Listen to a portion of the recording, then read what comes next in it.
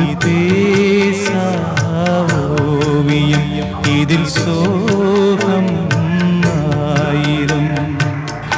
சின்ன சின்ன ரோஜா பூவே செல்ல கண்ணே நீ யாரு?